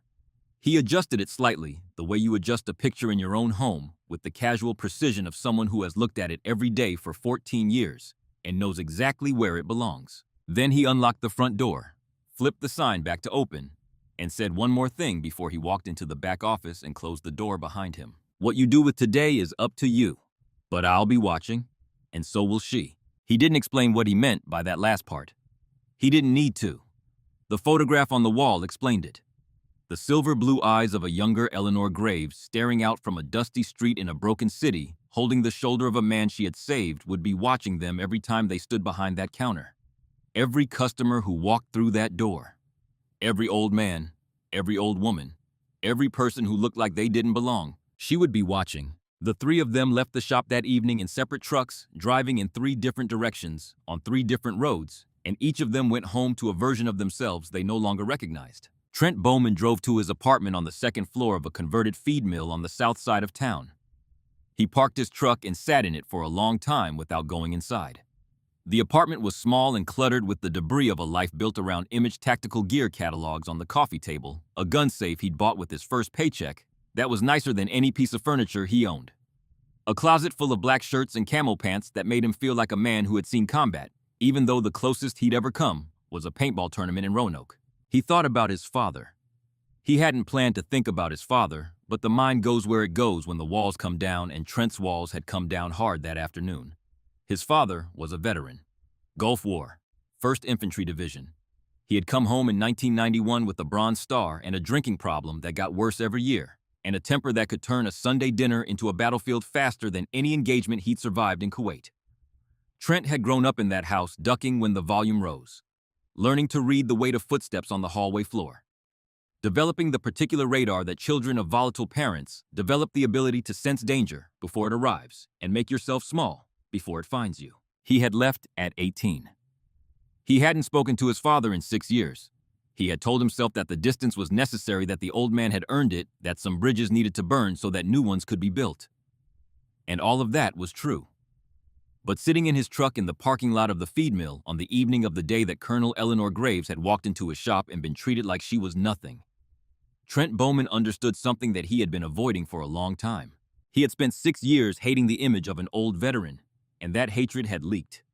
It had seeped into the way he saw every older person who walked through the door of Iron Creek Firearms. Every gray head, every slow step, every pair of hands that shook or trembled or reached for things with the careful deliberation of age. He had looked at all of them and seen his father, and he had punished all of them for the sins of one man. He didn't drive to his father's house that night. He wasn't ready. But he thought about it, and thinking about it was the first step on a road he hadn't known he needed to walk. 3 weeks later, on a Sunday afternoon, when the October sky was the color of old steel, Trent made the drive. 45 minutes on the interstate, and then 20 minutes on back roads to the house where he had grown up, a 1-story ranch with a chain-link fence and a yard that had never been well kept because his father had never cared about yards. He sat in the driveway for 10 minutes with the engine running. He almost left twice. But each time his hand moved to the gear shift, he saw Eleanor Graves sitting in a folding chair in his shop, calm and patient, and utterly unbroken. And he thought, if that woman can carry a dying man 4 blocks through a city on fire, you can walk 40 feet to a front door. He knocked. His father answered. The man was 61 now, thinner than Trent remembered, with hollowed cheeks and the particular pallor of a person who has spent too many years indoors. His eyes were bloodshot but clear. The house behind him smelled like coffee instead of whiskey, which was new. Neither of them spoke for a moment. Then his father said, "Well, you'd better come in." Trent didn't forgive him that day. Forgiveness is not a light switch. It's a crop. You plant it and tend it and wait, and some seasons it grows, and some seasons it doesn't. And you can't rush it any more than you can rush corn or zucchini or any other living thing that needs time and dirt and patience. But he went inside. And that was enough for now. What Trent did do starting the very next morning at work was change the way he spoke to customers. It was not dramatic. It was not performative. He didn't announce it or explain it or make a show of his transformation. He simply started asking people their names. Before asking what they were looking for, before pulling anything out of the display case, before saying a single word about caliber or capacity or price, he said 4 words that he had never said before in his 24 years of life. "What's your name, friend?" It was a small thing. The smallest thing. But small things are the hinges on which large doors swing, and Trent Bowman's door had started to move. Garrett Lyle went home to his parents' house where he still lived in the basement, which was a fact he lied about to everyone he knew. He went downstairs, sat on the edge of his bed, and stared at the poster on the wall opposite him. A tactical equipment advertisement showing a man in full gear, holding a rifle with the caption, "Superior Firepower, Superior Mindset."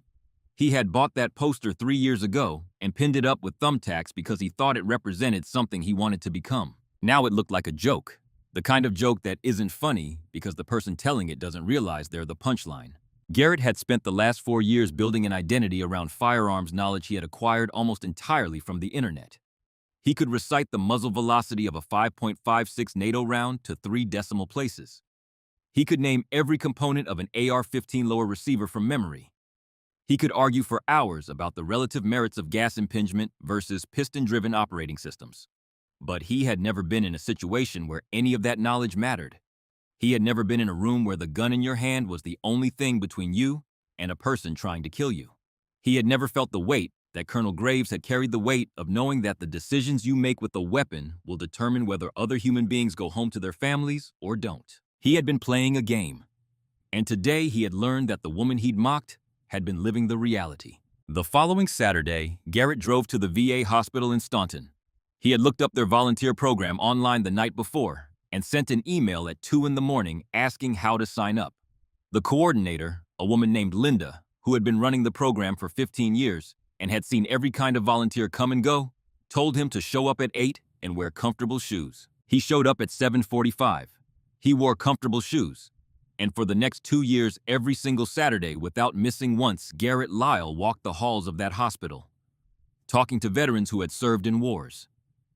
He had only read about, listening to stories he had only ever heard in YouTube videos, sitting beside beds and wheelchairs and walkers, learning what it actually meant to respect the people who had carried the weight of the country on their backs, and then been set down and forgotten. He never told anyone at the shop about it. He never posted about it online. He never mentioned it in conversation. It was his.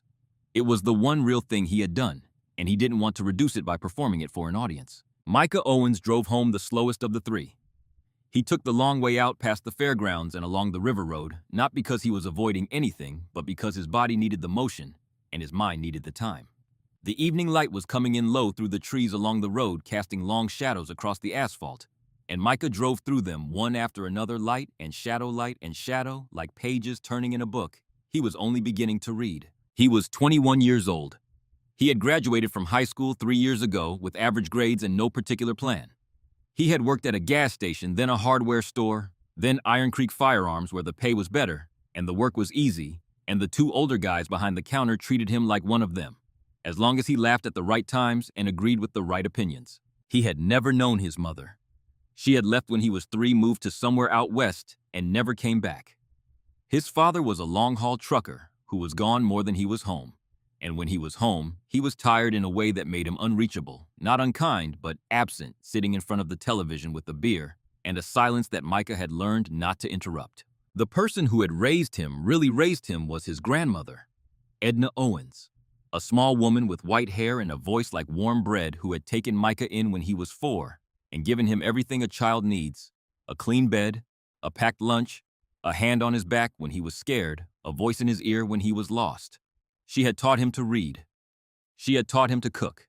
She had taught him that the measure of a man was not what he said, but what he did when no one was watching. Edna was 81 now. She was in a nursing home in Waynesboro, 40 minutes east, because her memory had started to go, and the house had become too much for her. And Micah couldn't take care of her alone, because he was 21, and didn't know how to take care of himself, let alone the woman who had taken care of him. He visited her every other Sunday.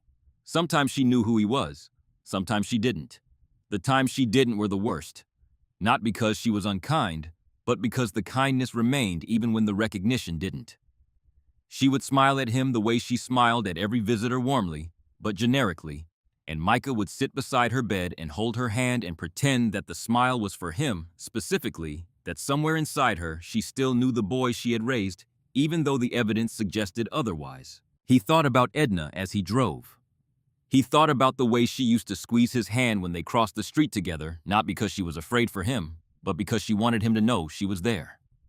He thought about the way Eleanor Graves had taken his hand in the gun shop that morning, and the way something had passed between her palm and his that he couldn't name, but could feel like a current in a river that you can't see, but that carries you if you let it. And then he thought about something else. He thought about Eleanor alone in her house with a garden that was half empty and a husband who was gone, and a notebook full of letters to a man who would never read them. He thought about the folding chair by the window, and the way she had sat in it, quiet as stone, while 3 young idiots laughed at her from behind a counter they hadn't earned the right to stand behind. He thought about what Nolan had said. She never asked for recognition. She just served. And he thought about his grandmother, who had never asked for recognition either, who had just raised a boy who wasn't hers because the boy needed raising, and she was there, and that was enough. Something was forming in Micah's mind. Not a plan exactly. Something more like a direction. The way a compass needle doesn't plan to point north. It just does because that's what it's made for, and once it finds its bearing, everything else follows. He drove home. He heated up a frozen dinner. He sat at the small table in his kitchen and ate it without tasting it. He went to bed. He lay in the dark and stared at the ceiling and listened to the sound of his own breathing and thought about empty gardens and folding chairs and the weight of a handshake from a woman who had carried a dying man 4 blocks through a burning city. He didn't sleep well, but when he woke up Saturday morning, the direction was still there. The compass needle hadn't moved. It was pointing somewhere specific now, somewhere east of town, down a county road he had never driven to a white clapboard house with green shutters and a garden that needed hands. He drove out on Saturday afternoon. He almost turned around twice. Once at the intersection where the county road split, and he had to choose between left toward town and right toward the rural stretch where the break-ins had been happening. And once more when he saw the mailbox at the end of the driveway, a rusted metal box on a wooden post with the name Graves painted on it in letters that had faded to ghosts. But he didn't turn around. He pulled into the gravel driveway and parked behind the green Ford F-150 with the dent in the rear bumper and sat in his truck for a full minute breathing before he opened the door and stepped out. The house was exactly as he might have imagined if he had thought about it, which he hadn't, because until 3 days ago he hadn't thought about Eleanor Graves at all. White clapboard, green shutters, a covered front porch with 2 rocking chairs, one of which had a cushion on it, and one of which didn't. The one without the cushion hadn't been sat in for a long time. You could tell because the dust on the seat was undisturbed, and a small spider had built a web between the armrest and the porch railing. Micah walked up the 3 steps to the porch and knocked on the front door. He took off his cap and held it in both hands in front of him, the way he had seen people do at funerals and in old movies, and he waited. The door opened. Eleanor stood in the doorway wearing a flannel shirt with the sleeves rolled up and a pair of gardening gloves that were too large for her hands. She looked at him. Her silver blue eyes moved across his face with the same calm, thorough assessment she had given him in the gun shop, reading everything and revealing nothing. "Ma'am," he said, "my name is Micah Owens. I work at Iron Creek Firearms. I was there on Thursday when you came in. I was one of the ones who he stopped, swallowed, started again. I was one of the ones who disrespected you. And I'm sorry. I'm truly sorry for the way I treated you." Eleanor didn't speak. She stood in the doorway with one gloved hand on the frame and looked at him, the way she looked at everything with the patience that most people mistake for passivity, but that is actually the opposite of passivity. It is the active choice to wait, to give the moment enough room to become what it needs to become. Micah continued. He spoke faster now, the words coming out in the slightly jumbled cadence of a young man who has rehearsed something in his head 100 times, but is discovering that the rehearsed version and the spoken version are not the same. I was wondering if you needed any help, he said. Around the property, with the yard or the house or whatever needs doing. I'm not great at a lot of things, but I can work. I can lift things and dig things, and I learn fast.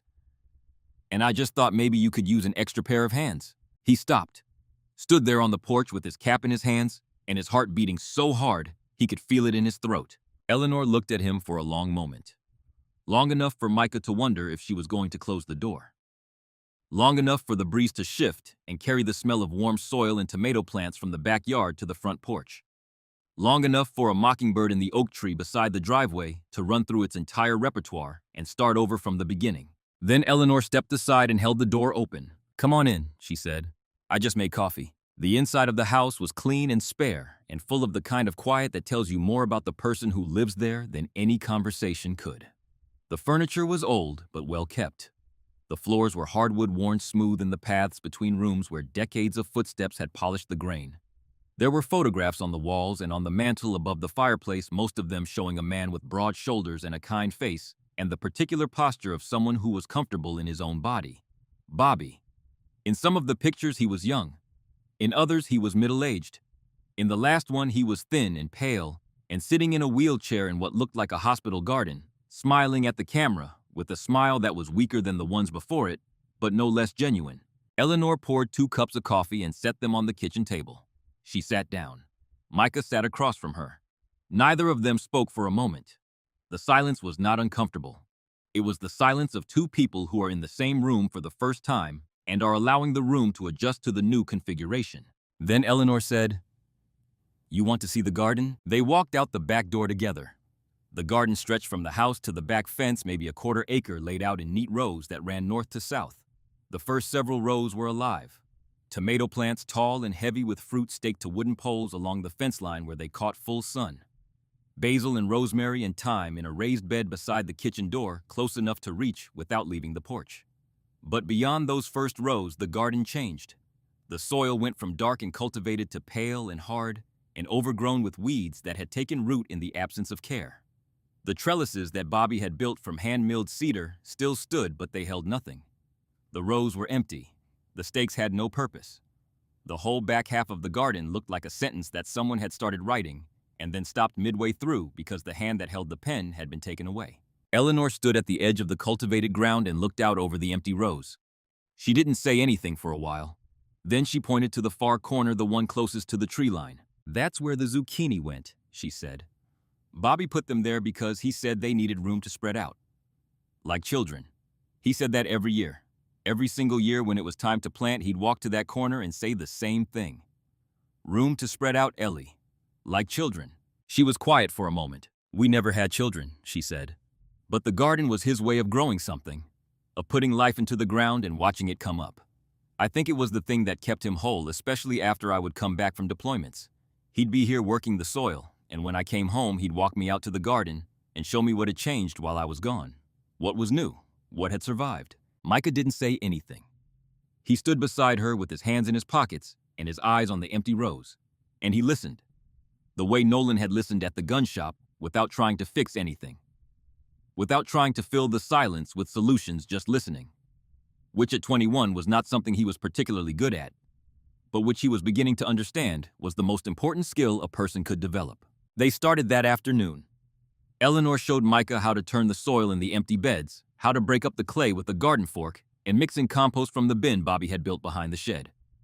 She showed him how to pull weeds at the root instead of snapping them at the surface. She showed him how to check the pH of the soil with a simple test kit Bobby had kept in a toolbox in the garage. Micah came back the following Saturday, and the Saturday after that. Within a month, they had cleared and turned the empty beds. Within 6 weeks, they had planted new rows. Peppers in the middle, the way Bobby had done it. Cucumbers on the old cedar trellises, which Micah repaired with wood he brought from the hardware store in town. And zucchini in the far corner, in the exact spot Eleanor described the spot Bobby had chosen because he said they needed room to spread out. Like children, they worked mostly in silence.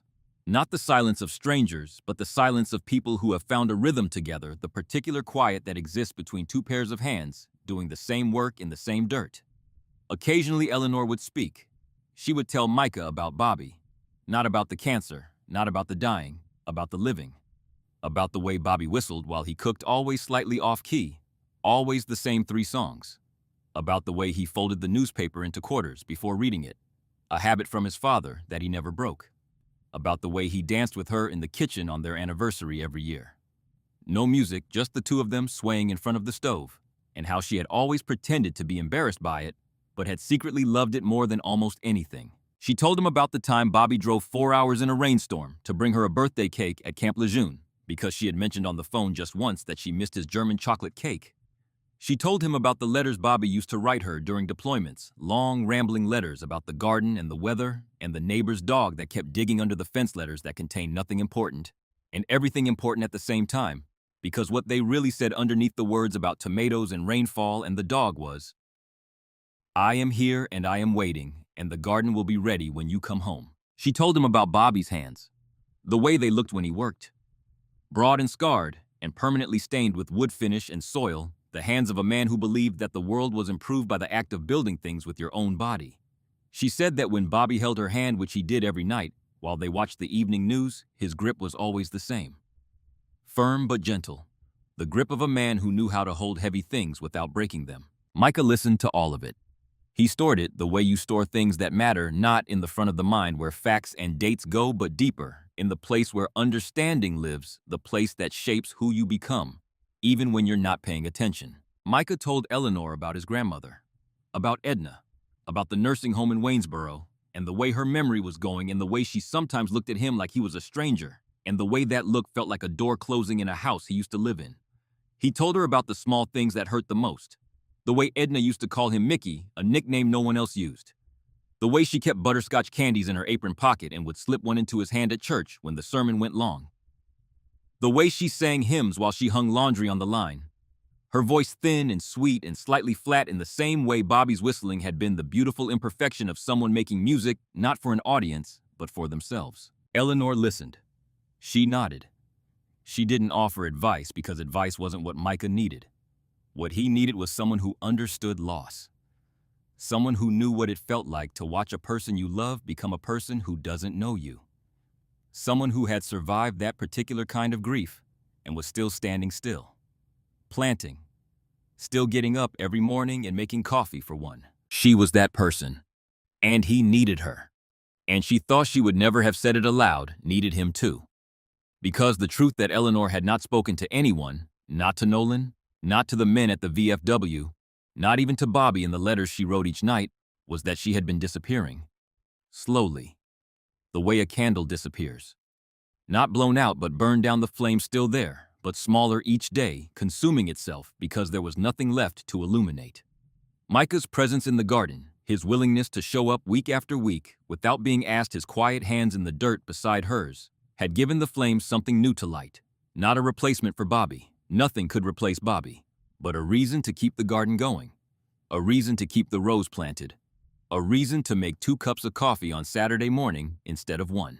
One night in late October, 7 weeks after Micah's first visit, Eleanor woke again at 3 in the morning. The sound was the same. Gravel shifting outside the bedroom window. Footsteps. Slow. Deliberate.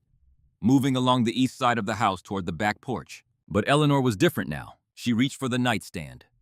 Her hand found the biometric lockbox in the dark, the way her hand had found 1,000 things in 1,000 dark rooms across 4 decades. She pressed her thumb to the scanner.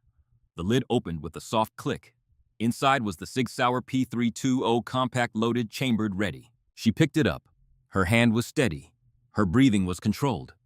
Her heart rate was 52 beats per minute, the same as it always was, the same as it had been in Fallujah, the same as it had been in Desert Storm, the same as it had been in every moment of her life, when the distance between safety and danger was measured in seconds and steadiness. She didn't go outside. She reached for the phone on the nightstand and dialed the county sheriff's number, which she had memorized weeks ago. She gave her name, her address, and a calm description of what she was hearing. Then she hung up, walked to the back door, and turned on the porch light. The light flooded the backyard. The garden appeared in sharp relief.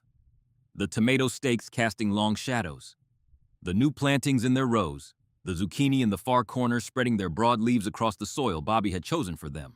And at the edge of the garden, caught in the light like a deer on a highway, stood a figure. Young, male, thin, wearing dark clothes and a hood pulled over his face. He stood perfectly still for 1 second, maybe 2, and then he ran. Across the garden, over the back fence, into the tree line, gone. The sheriff's deputies arrived in 11 minutes. They found the suspect a quarter-mile down the road running along the shoulder, and they detained him without incident. He was 19 years old. His name was not important, but his story was the same story that plays out in small towns across the country every day. He was an addict. Methamphetamine. He had been breaking into homes along the rural roads for 2 months, stealing anything he could sell or trade. Moving at night because the darkness made him invisible, and the drugs made him fearless. The deputy who came to Eleanor's door to take her statement was young, about Micah's age, and he was nervous in the way that young law enforcement officers are nervous when they arrive at a scene and find a 72-year-old woman standing on her back porch holding a Sig Sauer with the confidence of a combat instructor. "Ma'am, are you all right?" he asked. "I'm fine," Eleanor said. She had already cleared the weapon and set it on the kitchen counter. "Did you get him?" "Yes, ma'am. He's in custody." Eleanor nodded. She looked out at the garden, at the trampled soil where the young man had run, at the footprints in the soft earth between the pepper rows. "He's someone's son," she said quietly. "Whatever he's done, he's someone's child." The deputy didn't know what to say to that, so he said nothing, which was the right choice. The following Saturday, Micah came as usual. Eleanor told him what had happened. She told it simply, without drama, the way she told everything. Micah listened with his hands in his lap and his eyes on her face, and when she finished, he said something that surprised them both. "I'm glad you had the gun," he said. "And I'm glad you didn't have to use it." Eleanor looked at him, and the tired smile crossed her face again. The smile that softened everything. The smile that made the scar along her jawline disappear. They went out to the garden. The October air was cool and smelled of wood smoke and fallen leaves. The tomato plants were finishing their season, the last fruits hanging heavy and red on the vines. The zucchini in the far corner had produced abundantly more than Eleanor could use, and she had been leaving baskets of them on Ruth Penner's new porch because Ruth had come back to her yellow house on Ridgeback Road 2 weeks ago, and the zucchini was Eleanor's way of saying, "Welcome home," without saying it. While they were working, kneeling side by side in the dirt, pulling the spent tomato plants from their stakes, Micah asked the question he had been carrying for 7 weeks. "Ma'am," he said, "can I ask you something?" Eleanor pulled a stake from the ground and set it aside. "Go ahead. That day in the shop, when we said those things to you, when we laughed, why didn't you say anything? Why didn't you tell us who you were? You could have shut us down in a second. You could have put us in our place, and none of it would have happened the way it did." Eleanor set down her trowel. She straightened up slowly, the way a person straightens when the question being asked requires a full and upright answer. She looked out over the garden, over the rows they had rebuilt together, over the soil they had turned and planted and watered and watched, and she was quiet for a long time. Then she said, "Because a person who has to tell you who she is, isn't." Micah didn't respond right away. He knelt there in the dirt with his hands on his knees, and the October wind moving through his hair, and he let the words settle into him the way rain settles into soil, slowly, deeply finding its way to the places where things grow. He turned back to the tomato stakes and kept working. They worked in silence for another hour. When they finished, Eleanor went inside and came back with a basket of tomatoes, the last of the season, deep red and warm from the afternoon sun. "Take these home," she said. "They'll be done for the year after this." Micah took the basket. He thanked her. He walked to his truck, set the basket on the passenger seat, started the engine, and pulled out of the driveway. He drove about a mile down the county road past the place where the road curved into the trees, and then he pulled over. He turned off the engine. He put his hands on the steering wheel. He lowered his head until his forehead rested against the backs of his hands. And he sat there for 10 minutes. He wasn't crying. Or maybe he was. It didn't matter. What mattered was that something inside him had shifted the way the foundation of a house shifts after years of settling, a slow and permanent rearrangement of the weight-bearing structures that changes the shape of everything built on top of them. He could feel it. He could feel the person he had been on that Thursday morning in the gun shop, the boy who had laughed because the other boys were laughing. The boy who had performed a version of himself to earn the approval of people who didn't deserve it. He could feel that person receding, moving backward like a shoreline seen from a boat that is heading out to sea. And in the space where that person had been, something new was arriving. Something that didn't have a name yet, but felt solid and real and permanent, like a foundation being poured, like a row being planted, like a letter being written to someone you love in a small leather notebook that you carry in the inside pocket of your coat. He lifted his head. He wiped his face with the back of his hand. He started the engine and drove home. Eleanor never asked Micah to come. Micah never asked if he should stop. It was understood. The way certain things between certain people are understood without being spoken, because speaking them would make them smaller than they are. Nolan Harwick had one more thing to do. On a Monday morning 2 weeks after the day that changed his shop, he arrived early before any of his employees and hung a wooden sign above the front door. He had made it himself over the weekend in his garage, routing the letters into a plank of white oak with the same hands that had once held a rifle in a collapsing building in Fallujah. The letters were clean and deep and filled with black paint, and they said what needed to be said in the fewest possible words. Every person who walks through this door has a story you don't know. Treat them accordingly. That sign is still there today. If you drive out to the east side of town past the feed store and the auto parts shop and pull into the gravel lot of Iron Creek Firearms, you'll see it above the entrance, weathered now but legible, the oak darkened by seasons of rain and sun. And if you go inside past the long glass counter and the racks of rifles along the back wall and look at the wall near the register, you'll see two photographs hanging side by side. The first is the one that has been there since the day the shop opened.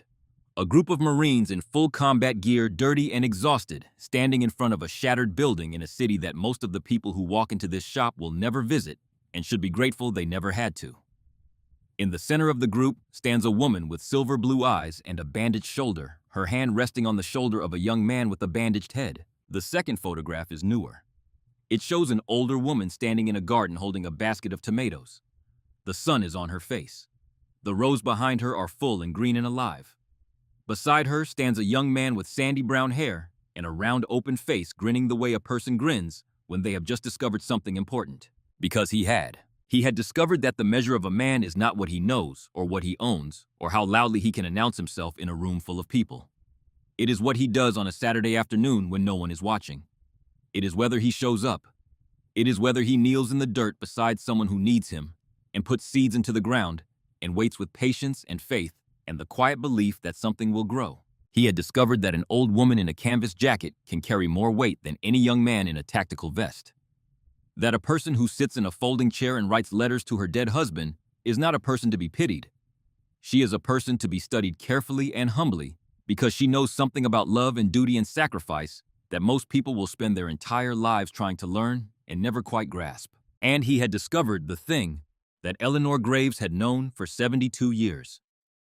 The thing that Bobby had known. The thing that Nolan Harwick had learned in a burning building in Fallujah and carried with him every day since. The way you treat the people who can do nothing for you. That's who you really are. And somewhere on a quiet road in Virginia, in a white clapboard house with green shutters and a porch with 2 rocking chairs, a woman sits at her kitchen table in the early morning light. The coffee is hot. The garden outside the window is full. The tomatoes are staked along the back fence where they catch the sun. The herbs grow in the raised bed beside the door. And in the far corner, the zucchini have spread out across the soil the way Bobby always said they would. Reaching and stretching and filling the space they were given the way living things do when someone has the patience to plant them and the faith to let them grow. She opens her leather notebook. She uncaps her pen. "Dear Bobby," she writes. "The garden is full again. You should see it. Every row. A young man helped me. You would like him. He doesn't say much, but he shows up. Every Saturday. Rain or shine. He reminds me of you that way. Not in the big things. In the small ones. The way he works without being asked. The way he listens without needing to answer. The way he puts his hands in the dirt and doesn't mind getting them dirty. I think you sent him Bobby. I think you looked down from wherever you are and saw those empty rows and decided I needed help. And because you were always better at planning than I was, you found exactly the right person. The garden is full, Bobby. I wish you could see it, but I think maybe you can." She closes the notebook. She finishes her coffee. She stands up, puts on her canvas jacket and her plain ball cap, and walks out the back door into the morning. The garden is waiting. It always is.